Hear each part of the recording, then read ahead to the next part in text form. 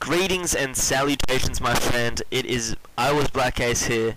I think this is battle 59, 58, somewhere around there. It's close to 60. Let's get this on the road. So basically, it's an OU battle, old OU battle, and I'm running a really defensive store team, just kind of mixing it up. And the other guy I'm versing is running a balanced team. You get special attackers like Heatran, you get defensive wars like Gliscor, and you get mixed attackers like Electivire, choice banders such as Sizzle. So it's a mix of everything really. So anyway, Hippowdon against Heatran, and I've got the matchup advantage, and I'm gonna go for the Earthquake, expecting Heatran to stay in because how obvious Stealth Rock was at that point. But in comes Gliscor, and that's not. I'm chilling right now. I don't really care if it's Gliscor. I'm just gonna set up my Stealth Rock, get the entry hazards up, then the essentials of every battle, and I'm just gonna roll him out because I know why he's setting up on like the third turn of Pokemon because he hasn't even seen my team. Whatever. He switches into Jirachi, so I know that Jirachi does have some counters or some way to hurt Hippowdon.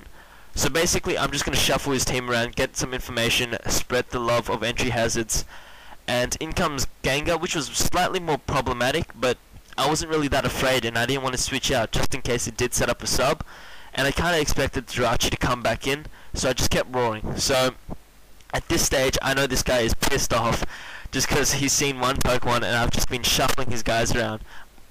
I had an instinct, maybe it's experience, or maybe it was a lucky guess. I expected Electivire to stay in and hit me and not to keep switching out because he's racking up entry hazard damage really quickly. So I go for the Earthquake and I take it out, and that's really good.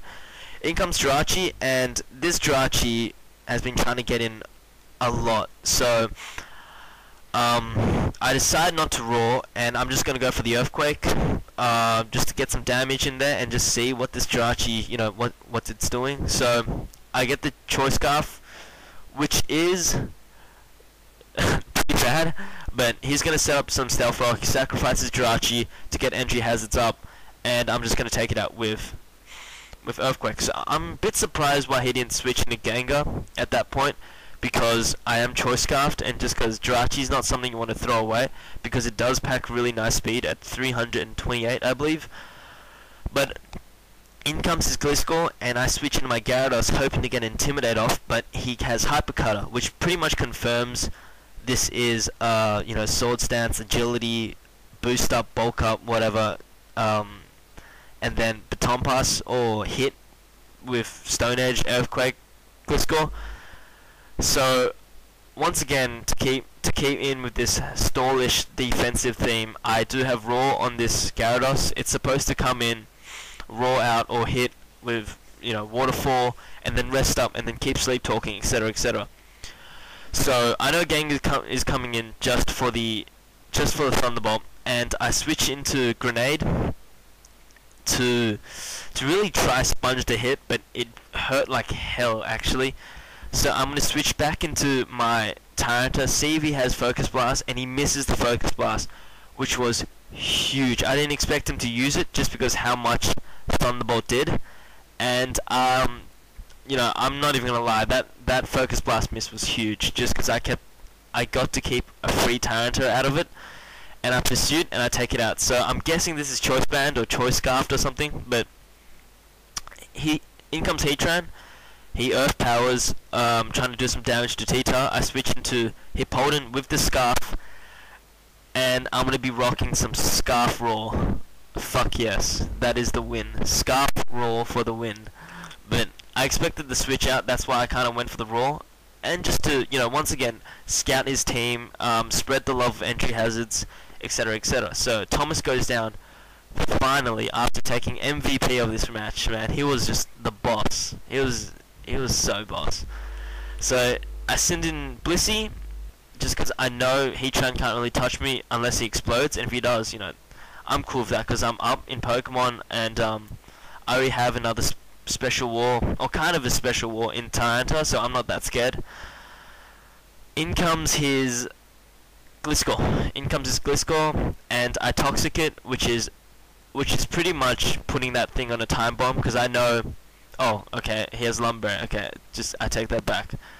This is like my old video where I just kind of skimmed it basically, and I'm kind of narrating off instincts memory and just, off the top of my head. But I keep going for the seismic toss. I'm not sure if he has any form of recovery because he hasn't used it once. Okay, he goes for baton pass, so that pretty much guarantees he doesn't have any form of recovery, and he goes into sizzle. Fuck, that's not good. Sizzle, you throw in Sizzle's priority, his ridiculous attack stat, his nice defensive typing, and his very solid defenses, and that's not good. But he goes for X-Sizzle. I think he has the sword stats, and I think I can survive. Oh my god, I survived. So I survived with 2 HP. That was pretty lucky, and I get off a seismic toss. So I died to X-Sizzle, no, Sandstream, and I switch into Gyarados basically for the Intimidate, and I just let it die because Gyarados is at just so low HP where he's just a meat shield at this stage. I switched back into Rotom H, and that was because if he did go for Bullet Punch, then Gyarados' Intimidate would weaken it, and I knew that Rotom could take an Aerial Ace. I didn't even know why he's got that. I knew Rotom could take a Bullet Punch with Intimidate or an X-Sizzle, so that was the plan. And basically, at this stage, Rotom's just going to lay the pipe down on his Pokemon. He misses the Stone Edge, which I guess was, it wasn't really that big actually, because he's got one more Pokemon left, and I've still got the Tita. So he goes for the Fire Blast, I sponge it, and now I'm just going to bring in Tita and Revenge Kill. So that's basically it. It's a good game. He kind of... one thing he made a mistake was trying to set up too much throughout the game without really knowing my team. And his team, like I said, was balanced. It didn't have enough firepower, but it didn't have enough defensive stoppers either. So when that hits a full-on store team, store can just wear it out, just constantly wear it out, because it lacks enough firepower to deal with all the wars I'm throwing at it. It also lacks enough defensive power, Wish, Aromatherapy to deal with statuses, entry hazards, etc. So that's it. I'm out. Peace.